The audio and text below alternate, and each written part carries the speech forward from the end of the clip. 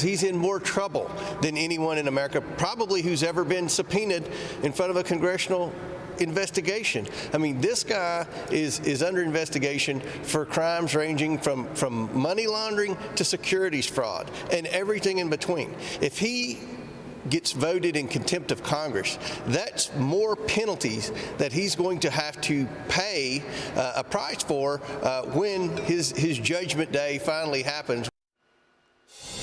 That was Oversight Committee Chairman James Comer with me here yesterday. He laid out Hunter Biden's legal woes today. Now the first son is even in bigger trouble. He was indicted yesterday on 9 tax-related charges in California. Hunter is now facing up to 17 years in prison if convicted for allegedly failing to pay $1.4 million in taxes over a 4-year period and writing off trips to strip clubs as business expenses, among other allegations. Hunter's lawyer came out with a statement on the heels of this. If Hunter's name, they write this, if Hunter's name was anything other than Biden, the charges in Delaware and now California would not have been brought. Joining me right now is Wisconsin Congressman Bryan Steil. He's chairman of the House Administration Committee. Congressman, your reaction to this indictment?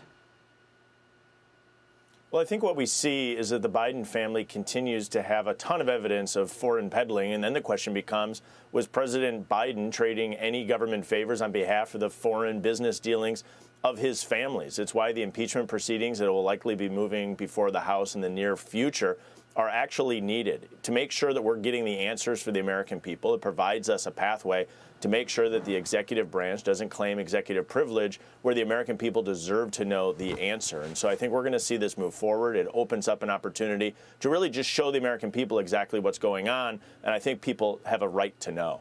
Yeah, I know, but is it not true that the IRS, the FBI, the DOJ knew all of this now for a long time? They've been sitting on this potential indictment. Why do they release it now, 3 days before Hunter Biden is expected to testify behind closed doors for even bigger crimes, and that is influence peddling and money laundering and bribery? Does this now stop him, prevent him from testifying on Wednesday, and is this a further cover-up? I don't know the reasons for the timing at the Department of Justice. Hopefully, we are actually in a position to provide more insight to the American people. It would be incredibly frustrating if this is a move by the DOJ to simply stonewall Congress trying to get the answers for the American people.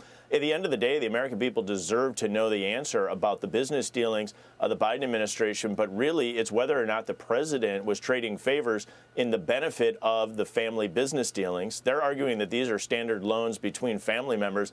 I don't think there's a lot of American families out there that have family members making thousands and thousands of dollars from foreign businesses where they don't have expertise in, that are then simply turning around and loaning those money to other family members. Sounds suspect. I think the American people deserve the right to know. Well, also suspect is the fact that James Comer told me that the initial $5 million that first came from China is also being called a loan. So, I mean, who borrows $5 million from China? A loan from China, really? The House Rules Committee, meanwhile, is considering a resolution to formalize the impeachment inquiry into Joe Biden next Tuesday.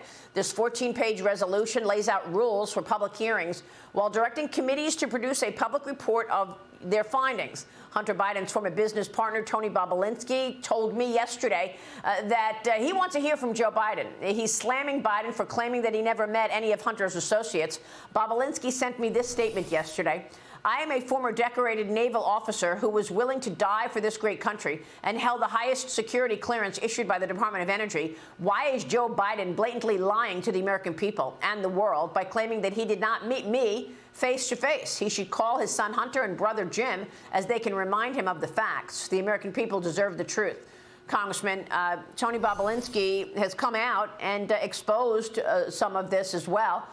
Your reaction to all of this, and give us your sense of these rules that go around the impeachment inquiry getting formalized. What are the next steps?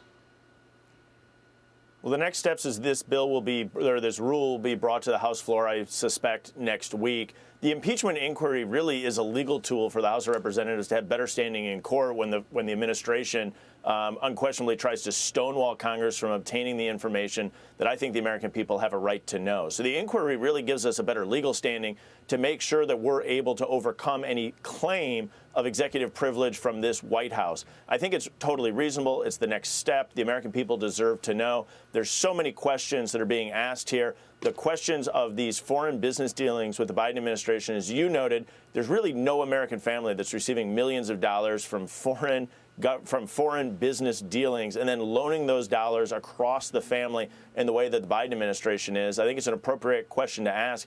Is the President of the United States engaged in influence peddling due to the financial business dealings of his family? We need to know the answer. The impeachment inquiry allows us to get that. Yeah, I understand that, but they've been stonewalling you from day one. Who's to say just because you made this formalized, they're not going to continue to stonewall you? What does a formal impeachment inquiry really get you? Well, there's pretty good court precedent that is a formal impeachment inquiry would allow us better standing in court to overcome the claims of executive privilege by the administration. We're playing here in the legalese, but it unquestionably puts us in a better position to get the information the American people deserve to know. All right. We will leave it there. Congressman, it's good to see you this morning. We'll keep following all of that. Thank you. Thank you. All right. Bryan Steil joining us.